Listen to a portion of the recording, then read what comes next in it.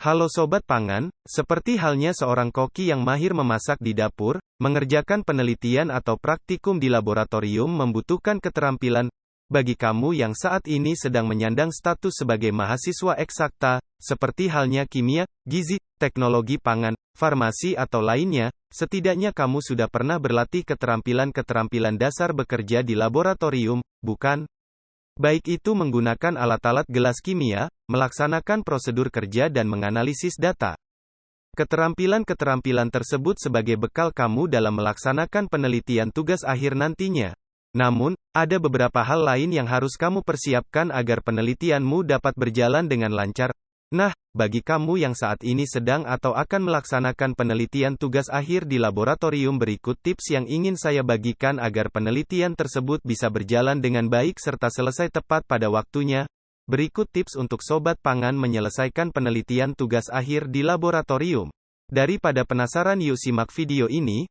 Sebelum itu jangan lupa tekan tombol subscribe, like, dan komennya Sobat Pangan, serta tekan loncengnya biar tidak ketinggalan video menarik tentang pangan lainnya. 1.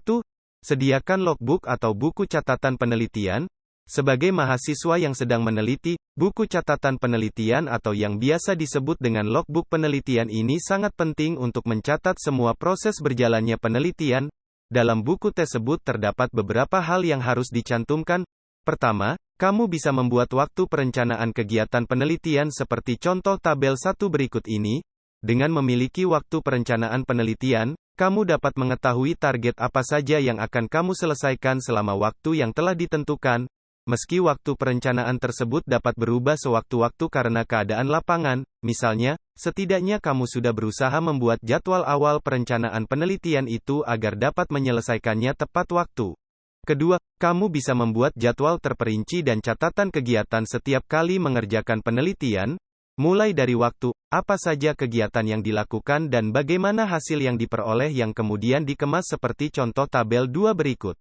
Dengan membuat catatan penelitian seperti tabel 2 tersebut, kamu merasa lebih mudah melihat progres atau perkembangan penelitianmu Sobat Pangan. 2. Pahami prosedur cara kerja. Lucu juga, ya mau kerja di laboratorium tetapi masih bingung apa yang harus dilakukan. Nah, ini bisa jadi karena kamu belum memahami prosedur kerja. Prosedur kerja pasti sudah kamu tulis dalam bab metode penelitian proposal. Kamu bisa mempelajari ulang dan menulisnya di logbook penelitian sesuai dengan perencanaan waktunya. Dengan memahami prosedur kerja, kamu akan lebih percaya diri dan siap melaksanakan penelitian. 3. Persiapkan alat dan bahan. Nah, ada juga nih yang biasanya masih lupa menyiapkan alat dan bahan dengan lengkap. Untuk bahan-bahan yang sekiranya sulit didapatkan, kamu bisa menyiapkannya saat jauh-jauh hari.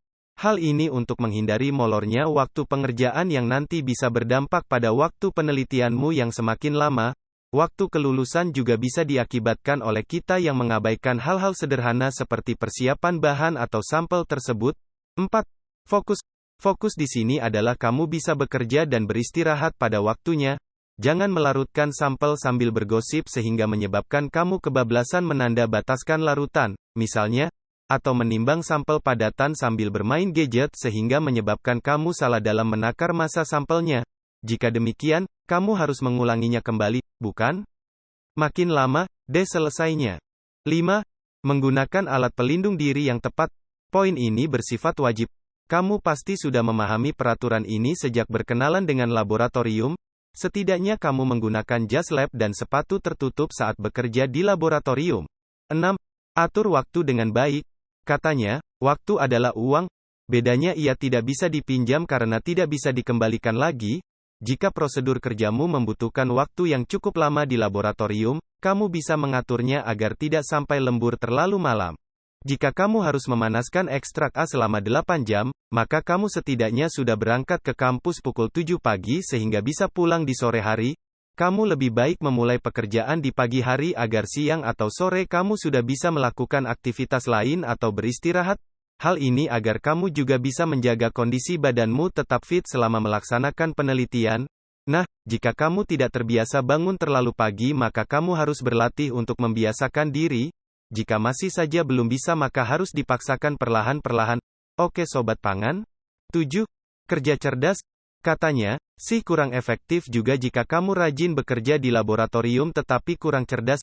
Cerdas di sini adalah kamu harus fokus dan kreatif dalam mencari solusi, bukan hanya memikirkan masalah atau kendala yang sewaktu-waktu bisa saja terjadi. Misalnya kamu gagal dalam satu percobaan, nih, entah hasil pengukuran yang tidak signifikan dan linier, atau tekstur fisik hasil ekstraksi yang kurang sesuai dengan teori, maka kamu tidak boleh berlarut-larut dalam kebingungan itu terlalu lama sampai kamu lupa mencari jalan keluarnya. Kamu harus membaca jurnal, artikel atau referensi lainnya dan berkonsultasi dengan dosen pembimbing.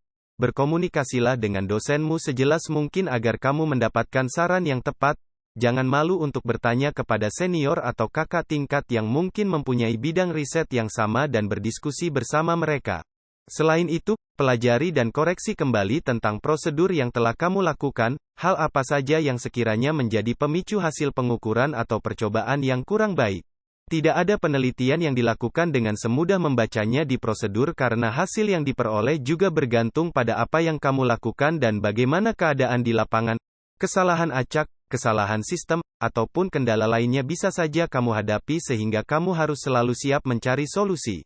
Memang tidak ada yang mengetahui secara pasti hasil akhir dari sebuah penelitian, tetapi kita bisa mengusahakannya dengan sebaik mungkin, membuat jadwal waktu pengerjaan atau timeline, mengatur waktu dan fokus melaksanakan penelitian serta tetap berusaha mencari solusi saat menghadapi rintangan di perjalanan, merupakan modal agar kamu dapat menyelesaikan penelitian tugas akhir dengan baik.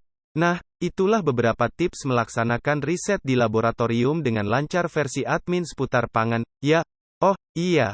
Yang perlu kita semua tahu, nih bahwa setiap mahasiswa sebenarnya memiliki ritme cara menyelesaikan penelitian yang berbeda-beda. Jadi, jika Sobat Pangan merasa tips di atas adalah tepat, maka kamu bisa menerapkannya dan jangan lupa share ke teman-teman Sobat Pangan. Namun, jika Sobat Pangan memiliki tips dan trik yang lebih baik, ikut bagikan juga di kolom komentar, yuk. Nah, maka dari itu, ketika kamu menghadapi tugas akhir ini, kamu harus siap jiwa dan raga. Setidaknya dengan memahami objek penelitian dan teorinya, kamu bisa menjadikannya acuan untuk menyelesaikan riset tugas akhir. Bekerja dengan cerdas memang tidak serta-merta akan kamu kuasai saat itu juga, kok.